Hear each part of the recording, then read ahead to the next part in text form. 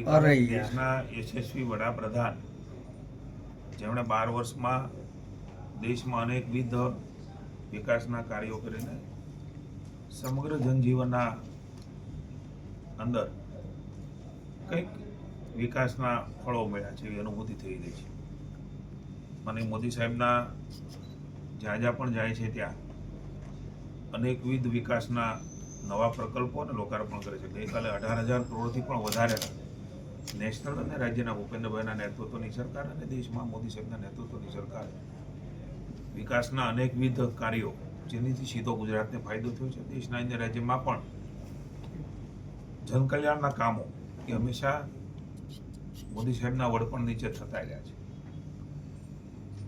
માનનીય મોદી સાહેબના 12 વર્ષની સફળ યાત્રા જનતા જનાર્દનના આશીર્વાદ એ અવિરતપણે ચાલી રહી છે. 12 વર્ષ એનો કાર્યકાળ પૂર્ણ થવા થયો છે ત્યારે આ અવસરે રાજ્ય સરકાર માનનીય ભૂપેન્દ્રભાઈના નેતૃત્વમાં અને અમારી ભારતીય જનતા પાર્ટી પ્રદેશ અને દેશના સ્તરે પણ 12 વર્ષ વિશ્વાસના, વિકાસના અને જનકલ્યાણ આ પ્રકારે લોકોની સુખાકારીમાં વધારો થાય એ પ્રકારના કાર્યક્રમો, કોઈ વિશિષ્ટ ઉજવણીનો ભાગ નહીં પણ સેવાના પ્રકલ્પો સાથે વધારે સુખ સુવિધાઓ આપી શકાય એવા કાર્યક્રમો રાજ્ય સરકાર દ્વારા હાથ ધરવામાં આવ્યા છે. કોર્પોરેશનમાં આજે માનનીય મેયરશ્રી, અમારા ધારાસભ્યબેન શ્રી સેજલબેન, deputy mayor, standing committee chairman, નેતા, દંડકશ્રી, કમિશનરશ્રી અને પદાધિકારીઓની ઉપસ્થિતિમાં સમગ્ર કાર્યક્રમો મહિના દરમિયાન થવાના છે એનો રિવ્યુ બેઠક હતી. કેટલાક સૂચનો પણ પદાધિકારીઓ દ્વારા કે અહીંયા થયા છે. વિવિધ જે કામો હાથમાં થઈ રહ્યા છે એમાં જનકલ્યાણ શિબિરો એટલે કે રાજ્ય અને દેશની સરકારની જે યોજનાઓ છે એના માટે જાગૃતિનું કામ એ સમગ્ર ઝોન સેન્ટર ઉપર થશે. અવેરનેસ માટેના કાર્યક્રમો થશે. પ્રગતિપથ યાત્રા એટલે વિકાસના જે કામો થયા છે માની પ્રભારી મંત્રી કૌશિકભાઈનો ટાઈમ લઈને જિલ્લાના અને શહેરના અલગ અલગ પ્રકારે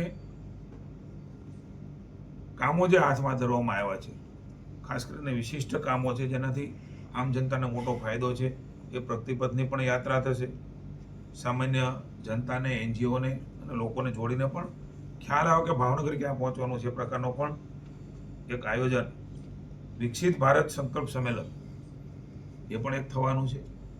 ભારતના 12 વર્ષના મોદી સાહેબના શાસનમાં ક્યાંથી ક્યાં ભારત પહોંચ્યું છે એ માટેના એક સંમેલન. વિશ્વ યોગ દિવસ આપણે જાણીએ છીએ 21મી જૂન, એ પણ અલગ પ્રકારે કરવાનો પણ નિર્ધાર એ થયો છે. અલગ અલગ સ્થાનો અને ઐતિહાસિક સ્થળો ઉપર એક વિશેષ પણ ભાવનગરમાં કાર્યક્રમ થાય અને અવેરનેસ આવે એનો પણ એક વિચાર થયો છે. સ્વચ્છતા ही જીવન એ સંદેશ માનની મોદી સાહેબે આપ્યો છે અને અવેરનેસ જનજનમાં આવી છે. ખાસ કરીને બાળકોને, સ્કૂલના વિદ્યાર્થીઓમાં વિશેષ આવી છે. વાલીઓને પણ એ વિશેષ રીતે કચરું ન ફેંકવા માટે થઈને આપણે બધાએ જોયું છે કે આપણા ઘરમાં એ બાળક પણ આપણને ચેતવતું હોય છે.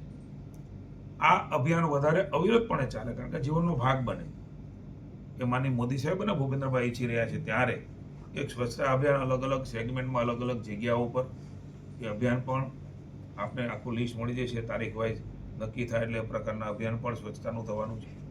ભાવનગરમાં પણ એક વિશેષ ડ્રાઈવ લેવાનો નિર્ણય એ મેં કર્યો છે અને એના માટે અલગ અલગ એનજીઓ, શાળા સંચાલકો, કોલેજ સંચાલકો એ બધાને જોડીને સમૂહમાં ભાવનગર તરીકે કેવી રીતે એને કાયમી નિરંતર રીતે આ અભિયાન જન સુધી જાગૃતિ ન આવે એવા જે એરિયા છે, સ્લમ એરિયા છે, એમાં કોર્પોરેશનને સાથે રાખીને એ ખૂબ મહાઅભિયાનનો પણ પ્રારંભ એ સ્વચ્છતા અભિયાન માટે કરીશું. એક પેડ માં કે નામ 5મી જૂન પર્યાવરણ દિવસ, ગઈકાલે જ વિશ્વ પર્યાવરણ દિવસ ગયો છે અને ખાસ કરીને પર્યાવરણની જાગૃતિ અને વૃક્ષ વાવવાની વાત કે મોદી સાહેબે કરી છે ત્યારે લગભગ 6 કરોડ જેટલા વૃક્ષો એ રાજ્યમાં વાવવાનો રાજ્ય સરકારે નિર્ધાર કર્યો છે. કોર્પોરેશનમાં પણ અલગ અલગ પ્રકારના વૃક્ષારોપણનો કાર્યક્રમ એ ચાલુ રહેવાનો છે. સદભાવના ટ્રસ્ટ એક પૂરું થયેલું છે. 3 વર્ષ સુધી એ વૃક્ષ વાવીને મોટું કરવાની જવાબદારી લે છે મેં અગાઉ સૂચન કર્યું હતું, કોર્પોરેશનના પદાધિકારી અને અધિકારીએ સૂચન સ્વીકાર્યું છે અને રાજ્યમાં રાજકોટથી માંડીને વન વિભાગ પણ એને કામ આપી રહ્યું છે. ડેડિકેશનથી ભાઈ વિજય ડોબરિયા તમારા ખાસ મિત્ર છે, કામ કરી રહ્યા છે અને એ માટે થઈને અહીંયા અલગ અલગ આઈડેન્ટિફાય જગ્યાઓ કરી છે. એમાં નમો વડ બને, અલગ અલગ વૃક્ષવન બને અને ખાસ કરીને વન કવચ જે મિયાવાકી તરીકે ઓળખાતું એ વન કવચ પણ અલગ અલગ જગ્યાઓ પર એમના દ્વારા થાય અને કદાચ કલેક્ટર અને કોર્પોરેશન દ્વારા જગ્યા મળે તો 100થી વધારે પણ એકરની જમીન હોય એમાં પણ એક ખૂબ મોટું વન કવચ એ મેન ભાઈ સદભાવનાવાળા વિજયભાઈ નક્કી કર્યું છે. એમાં 8-10 લાખ વૃક્ષો એ વન કવચ ના હોય અને ખૂબ મોટું હરવા ફરવાનું જોવાનું સ્થળ બને. 10 વર્ષ સુધી જવાબદારી લેવાના છે વૃક્ષ મોટા કરવાની. આ પ્રકારનું કંઈક આયોજન ને પ્લાનિંગ અમે કરી રહ્યા છીએ ને આ પ્રકારે સમગ્ર માસ દરમિયાન અલગ અલગ કાર્યક્રમો 12 વર્ષ વિશ્વાસના, વિકાસના અને જનકલ્યાણના એ કરવાના છે. ખાસ કરીને માનનીય મુખ્યમંત્રી શ્રી ભૂપેન્દ્રભાઈના માર્ગદર્શન નીચે સદભાવનાના ભાઈ વિજયભાઈ ડોબરિયા અને એમની ટીમ અમે મુખ્યમંત્રીશ્રીને મળ્યા હતા. ભાવનગરમાં અને રાજકોટમાં 2 જગ્યાએ એક પાયલોટ પ્રોજેક્ટ મારી પાસે જ પ્રવક્તા તરીકેની જવાબદારી છે. ત્યારે મને કહેતા આનંદ થાય છે કે જે નંદી છે એ નંદી માટેનું એક આખી જેમ ગૌશાળા છે એમ નંદીશાળા બનાવવાનો નિર્ણય એ સદભાવના ટ્રસ્ટ દ્વારા થયો છે.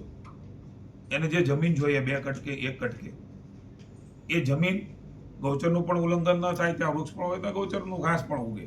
એ પ્રકારે કલેક્ટર ભાવનગર અને કલેક્ટર રાજકોટ 2 પાયલોટ પ્રોજેક્ટ લીધા છે. લગભગ 25,000 જેટલા નંદીઓ એકત્રિત કરવાનો નિર્ધાર એ સદભાવના અને રાજ્ય સરકારનો છે. આ પાયલોટ પ્રોજેક્ટ તરીકે ભાવનગર અને રાજકોટમાં કે નંદીઓની જાળવણી કરવી, સાચવવા, રાખવા, જે રોડ ઉપર જેનો ઉપયોગ નથી ને રખડતા હોય છે, આવો એક નિર્ણય એ રાજ્ય સરકારે કર્યો છે અને કેબિનેટમાં માનનીય મુખ્યમંત્રીએ સૂચના પણ આપી છે, કલેક્ટરે પણ સૂચનાઓ આપી છે સીએમઓ દ્વારા અને હું પણ ફોલો કર્યો છે કે બંને જગ્યાઓ પર આપણને એવી જમીન મળે તો પાયલોટ પ્રોજેક્ટ તરીકે સદભાવનાની ઈચ્છા છે કે આખા રાજ્યમાં નંદીઓ ભેગા કરીને એમણે આ પ્રકારની શાળા, ગૌશાળા છે એમ નંદી શાળા કરવી છે, એમની સેવા કરવી છે. એટલે ભાવનગર અને રાજકોટમાં ખૂબ મોટો એક પ્રકલ્પ આવનારા દિવસોમાં જમીન મળે, રાજ્ય સરકાર અને સદભાવના આ લેવા જઈ રહી છે. જીતુભાઈ, ખાસ કરીને રિવ્યુ કમિટીની બેઠક હતી તો કેવા પ્રશ્નો પર ચર્ચા થઈ છે? આજની જે આ બેઠક છે માત્ર નરેન્દ્રભાઈના 12 વર્ષના કાર્યકાળનો જે સફળતાપૂર્વક થયા છે એમાં વિશ્વાસ અને વિકાસના કાર્યો લઈને એ સમગ્ર મહિના દરમિયાન અલગ કાર્યક્રમો કરવાના છે. કાર્યક્રમમાં લોક ઉપયોગી અને લોકહિતના કામો કેવી રીતે થાય એના કાર્યક્રમો વધારે સુચારુ અને સારી રીતે પ્રજાભિમુખ કેવી રીતે બનાવી છે એના માટેની આજની ચર્ચા હતી.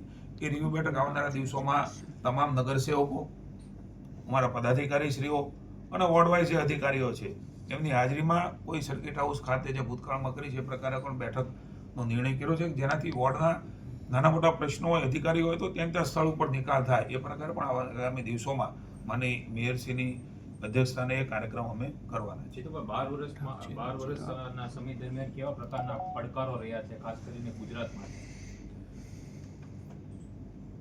પડકારોને આફતને અવસરમાં પલટવાનું કામ એ મોદી સાહેબ એક વિઝનરી નેતા છે ત્યારે હંમેશા થયું છે. પડકારો કરતા હું માનું છું કે લોક ભાગીદારી અને લોક ઉપયોગી કામોમાં લોકો જોડાણા છે 12 વર્ષની સૌથી મોટી સિદ્ધિ છે. નાની મોટી સમસ્યા, પ્રશ્નો એ લોકોને સમજાવીને લોકોને સરકારની સાથે જોડી અને પોતાની સરકાર છે આ પ્રકારનો ભાવ એ અભિવ્યક્ત થાય એ પ્રકારના કામો એ થયા છે. નાના મોટા